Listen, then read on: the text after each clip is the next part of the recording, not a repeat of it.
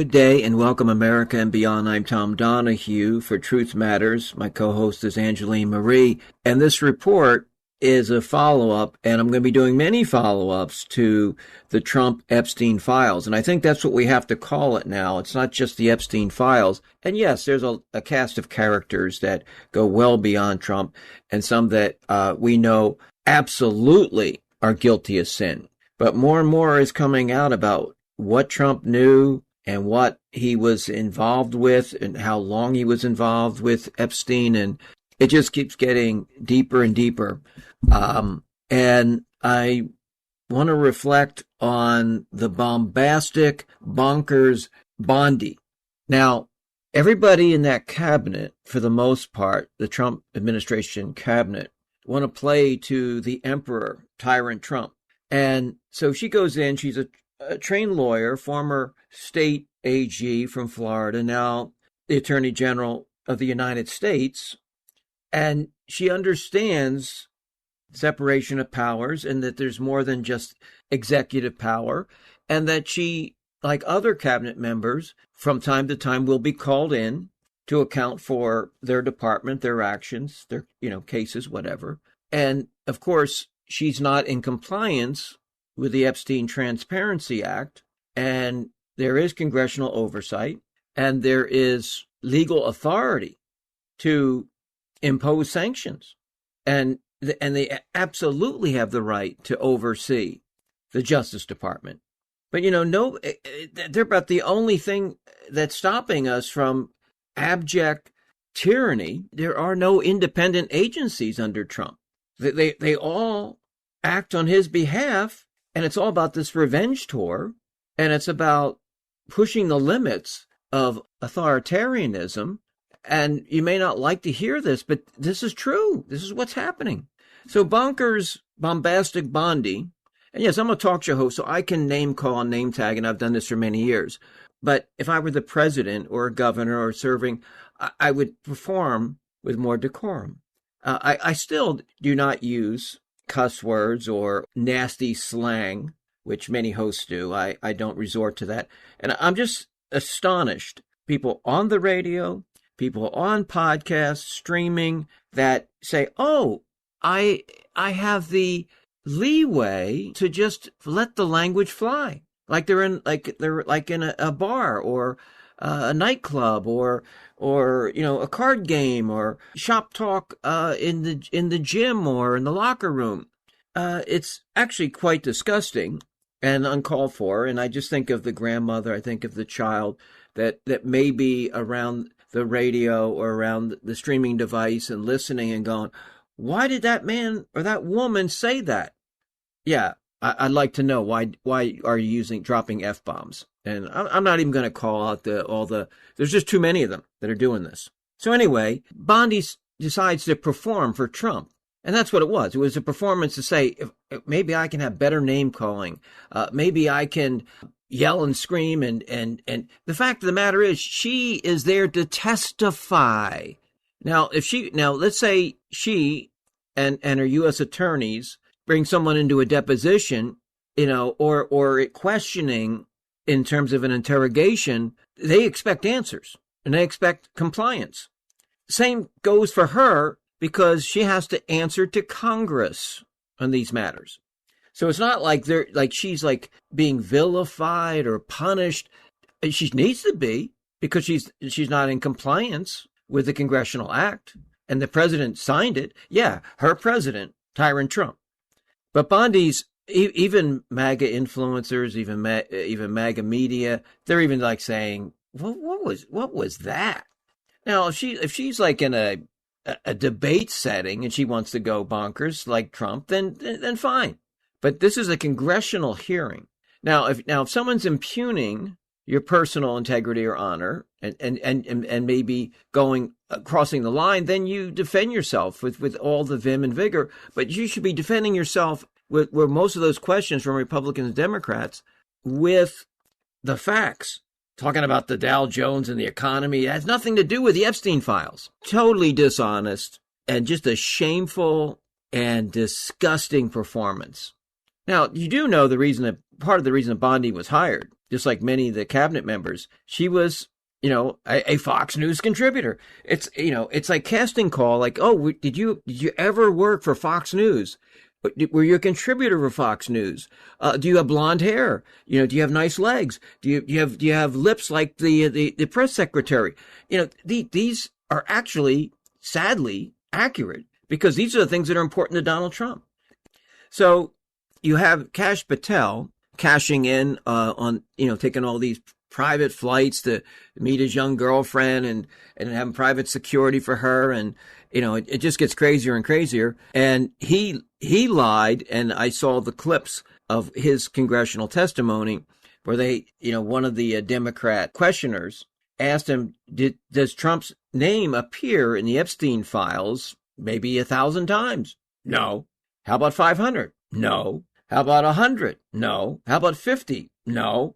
Let's try over 1 million times? I mean, and Kash Patel said he saw the files and there's nothing there and there's no one to prosecute. And Bondi, during her hearing, they asked her, could you apologize for the survivors that are in the gallery there as to why you haven't taken action against these predators that inflicted such harm on them, and she would not apologize, B, she would not recognize them, and C, she wouldn't even turn around and look at them.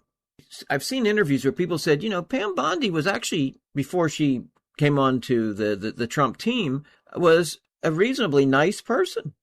And it's funny how she attacks these people for, how intelligent or, they're lousy or loser lawyers. And, she was never known as the greatest attorney general in the state of Florida. She was never known as the brightest blonde on the block. I think that someone that has, like, say, average or just reasonable intelligence and performance grades, you kind of stay away from attacking other people that are actually brighter than you and more accomplished than you. But that's just my opinion. And then you have Bongino. Bongino said he reviewed the tapes and he's absolutely convinced that Epstein committed suicide. Not so fast, Dan. Now that in the Epstein files, CBS News and other news organizations and even MAGA influencers have analyzed and have gone over these tapes, and there's just some crazy stuff. I at some point I'll get into the weeds and go into more detail, and there's a lot of podcasts that are doing that already. But I just wanted to give you a broader view of this. There's a orange blob that's coming up the stairs at a time that they say nobody is permitted, or there's just not. There's nobody that would be going up those stairs to Epstein's cell around that time of night, and you got guards that are sleeping, guards that are not, checking on inmates in that segregation unit that are allegedly, possibly on suicide watch. And so this image is caught. You can see the orange, and I talked about this in a podcast previously. Somebody's going up those stairs. And then we now find out that it was, that they said that Epstein's body was moved the day before he was reported dead. Then they talk about he was hanged, and they're saying, well, why did the hospital send back the clothing he was wearing when they said he was found with no shirt?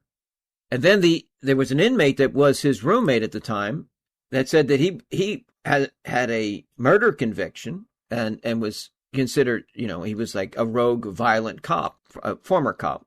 And he said, because I know they put me in there because they knew how violent I could be. So they were not trying to keep him safe.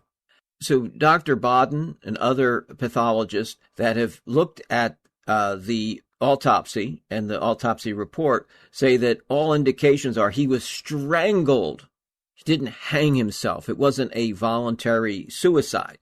But Dan Bongino told us with great certainty, I seen the video, and there's nobody that went in his cell, and and it is a suicide. How does he get rewarded? He quits the Trump administration to go back to make bigger money and to not have to work as hard, doing his podcast, and then he gets hired. Not only the company he worked for in terms of the radio show, now he does a podcast version and Rumble through Westwood One, but Fox News has rehired him as a Fox News contributor. Now, one of the first podcasts he did, right prior to it, he said, I will not be discussing my year at the FBI, so don't ask me any questions. So wait a minute. As a talk show host, he was asking all the tough questions of the politicos and the politicians and the newsmakers and all this.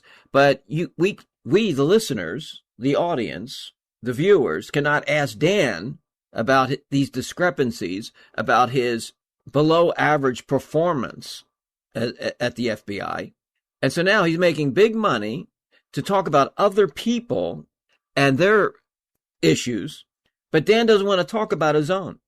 So, I mean, you talk about inept and corrupt, and then these people get rewarded. Just like Matt Gaetz, he got rejected, thankfully, although maybe it would have been better to have, wouldn't that be funny? You have Matt Gaetz, who is a pedophile himself, and you say, well, 17-year-olds, partying with them and giving them drugs and transporting them to parties. And, it's not the same thing as Epstein with younger than that.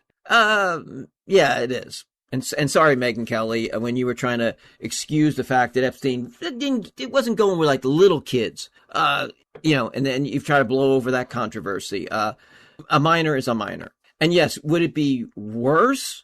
And in the Epstein files, you find out that now we're finding out there were 9, 10, 10-year-olds. I'm just astonished at these cast of characters that are betraying the trust of the American public, not doing the right thing. You're listening to this week's episode of Truth Matters with me, Tom Donahue, and my co-host, Angeline Marie. Our weekly radio show is heard on many radio stations, streaming online, and podcast by demand. We replay our show here at TalkStream Live, TalkRight, Alt Media, K-Star Talk Radio Network, and of course, you can always find out more at TomDonahueReports.com. That's TomDonahueReports.com.